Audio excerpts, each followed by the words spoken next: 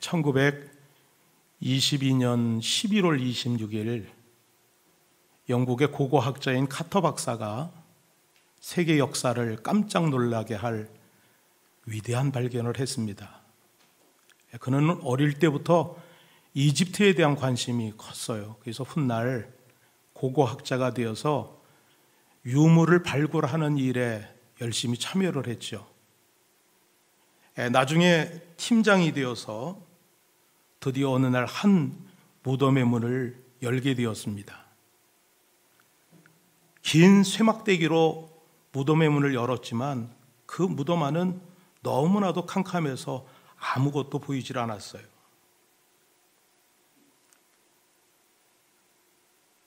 카터 박사는 촛불을 켜고 어둠 속을 살폈습니다. 그런데 잠시 후 그의 눈에 들어온 것은 지난 3,500년간 사람의 눈에 전혀 발견된 적이 없는 것이 보였어요. 촛불이 묘실 내부를 이렇게 밝게 비추자 묘실 전체가 금빛으로 반짝거렸습니다. 그는 조각된 형상을 보았죠. 그가 본 것은 정말 말로 표현하지 못할 최고의 것이었습니다. 그와 함께한 사람들이 뒤에서 전혀 그것을 볼 수가 없으니까 물었죠. 박사님, 무엇이 보입니까? 그는 너무 놀라 할 말을 잃었습니다. 또다시 동료들이 묻습니다. 박사님, 안에 무엇이 있나요? 카터 박사는 고개를 돌려 그들을 봅니다. 그리고 이렇게 대답을 했습니다. Yes, 너무 경이롭습니다. 아람왕 벤 하닷이 이스라엘 선지자 엘리사를 잡기 위해서 도단성에 많은 군대와 병거를 파병을 했습니다.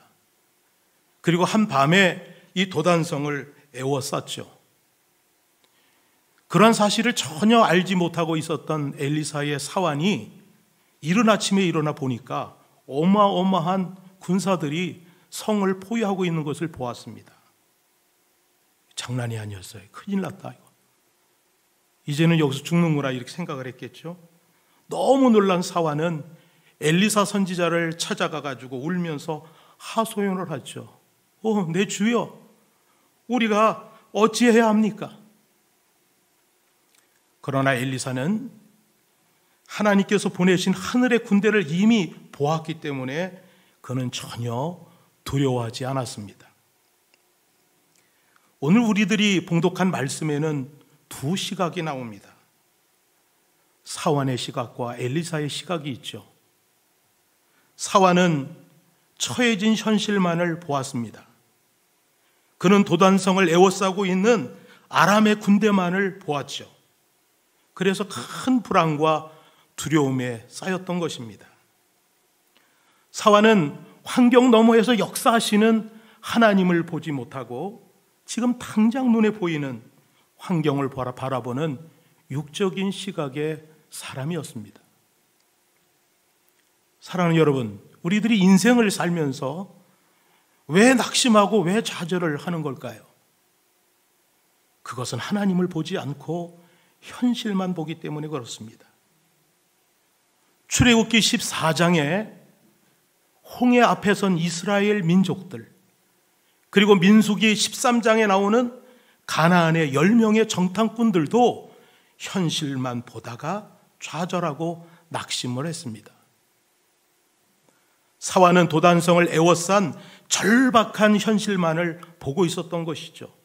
그래서 그것으로 인해서 큰 불안과 두려움으로 떨었던 것입니다. 그러나 엘리사는 사환과 똑같은 장소에 있었습니다. 그러나 그는 전혀 두렵거나 떨지를 않았어요.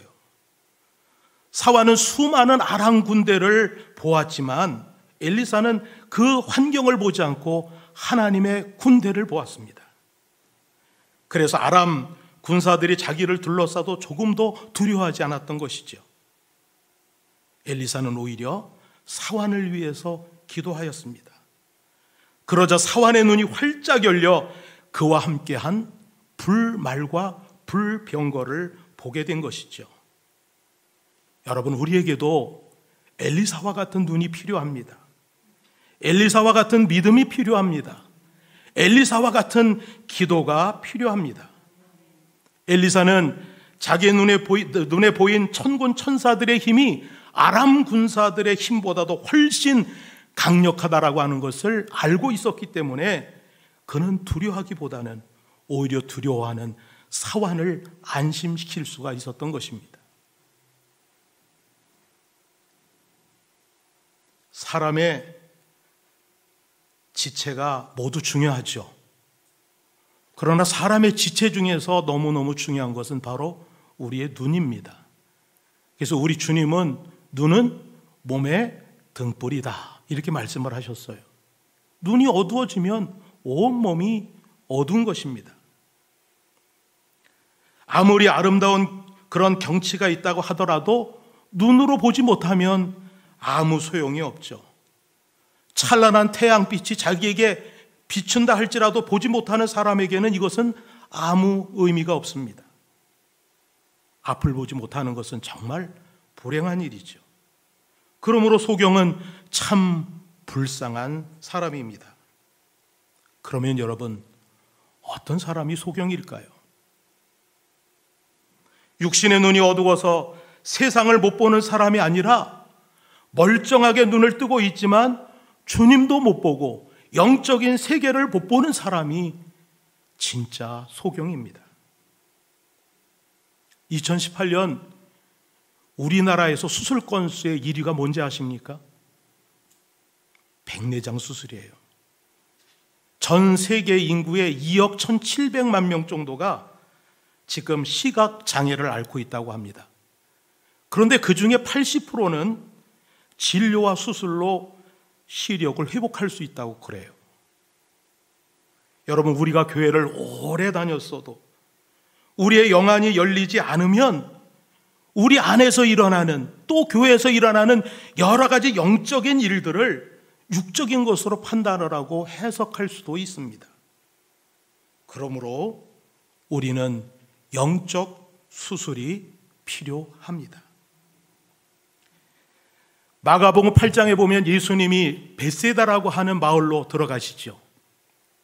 그런데 그 마을로 들어가자 사람들이 한 맹인을 예수님께 데리고 나와서 고쳐달라고 요청을 합니다.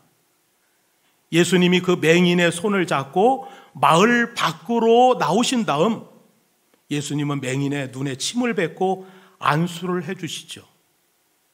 그런 다음에 예수님은 맹인에게 묻습니다. 무엇이 보이느냐? 그러자 맹인은 이렇게 대답을 합니다. 사람들이 보이는데 마치 나무 같은 것들이 걸어 다니이다. 여러분, 보이긴 보이는데 희미하죠. 희미하게 윤곽만 보이니까 사람이 마치 나무가 걸어가는 것처럼 보이는 것입니다. 사랑하는 여러분, 우리들의 모습은 혹시 이렇지 않나요? 보이기는 보입니다. 하나님도 보여요. 예수님도 보여요. 그런데 또렷하게 환하게 보이질 않습니다. 그래서 남들한테 이거다라고 이렇게 자신을 가지고 또 확신 있게 말하지를 못하죠. 그러니까 신앙생활에도 확신이 없습니다. 남에게 전도하는 것도 할 수가 없죠. 주님은 다시 그 맹인에게 안수를 해주셨어요. 그리고 나니 맹인이 나서 모든 것을 밝히 보게 되었다고 성경은 말씀하고 있습니다. 여러분, 우리도 이 맹인처럼 또 한 번의 안수가 필요합니다. 성령으로 안수를 받아야 합니다. 말씀의 능력으로 우리도 안수를 받아야 합니다. 그러면 우리의 영적인 눈이 활짝 열려져서 모든 것을 밝히 보는 역사가 일어날 줄로 믿습니다. 이어령 교수가 지성에서 영성으로라고 하는 책을 썼죠. 이 이어령 교수는 한국 지성의 상징입니다. 그러나 지성의 상징이었지만 그는 영의 세계를 볼 수가 없었어요. 그런데 딸을 통해서 세례를 받고 하나님을 깊이 마음으로 받아들이게 되었습니다. 지성이라고 하는 엄청난 세계에서 정상의 자리에 올랐던 그에게 이제 다른 차원의 새로운 변화가 일어나게 된 것이죠. 그래서 이전에 보지 못한 세계를 보게 되는 은혜를 누리게 되었습니다. 1963년 아주 약하고 보잘것없는 깨어진 질그릇으로 태어난 사람이 있습니다. 그녀는 태어날 때부터 중증 뇌성마비 환자였어요. 울지도 못하고 몸도 가누지를 못하고 머리는 만지는 대로 쑥쑥 들어가가지고 만질 수가 없었어요. 또 집은 너무너무 가난해가지고 그 아이에게 해줄 것이 없었습니다. 16살 아주 극심한 절망에 빠졌을 때 그녀는 하나님을 만나게 되었습니다. 그녀는 하나님께 부르짖었어요. 하나님, 제발 저를 만나주세요. 제발 저를 만나주세요. 제 모든 것을 주님께 드릴게요. 그해 10월 어느 날 저녁 부흥회에 그가 참석을 했다가 자기가 죄인인 것을 깨닫고 그는 통곡하여 울기 시작을 했습니다. 아버지, 저는 죄인입니다. 그렇게도 원망하고 반항하던 하나님을 향해서 아버지라고 부르면서 통곡하기 시작을 했던 것이에요. 그 후부터 그녀는 성경을 읽고 매일 5시간씩 기도를 하기 시작을 했습니다. 하나님은 깨어진 질그릇에 빛을 비추셨어요. 그녀는 성경을 읽고 기도를 하면서 예수 그리스도의 비밀을 하나하나 발견을 하고 체험을 하기 시작을 했습니다. 그녀는 자기가 깨달은 말씀을 노트에 어렵게 적기 시작을 했어요. 그런데 놀랍게도 하나님은 그때부터 그녀에게 시를 불러주셨고 시를 쓰게 만드셨습니다. 그 중에 하나가 바로 열어주소서입니다. 이 시를 우리 같이 한번 읽어보기를 원합니다. 같이 읽겠습니다. 열어주소서, 열어주소서, 내 눈을 열어주소서, 주님 바라볼 수 있도록. 열어주소서, 열어주소서, 내 귀를 열어주소서, 주님 말씀 들을 수 있도록. 열어주소서, 열어주소서, 내 마음을 열어주소서, 주님의 뜻 깨달을 수 있도록. 열어주소서, 열어주소서, 내 입을 열어주소서, 주님 말씀 전할 수 있도록 열어주소서. 여러분, 송명이는 깨어진 질그릇과 같은 보잘것없는 존재였어요. 이 땅에서는 의지할 것도 바라볼 것도 희망도 없는 사람이었습니다.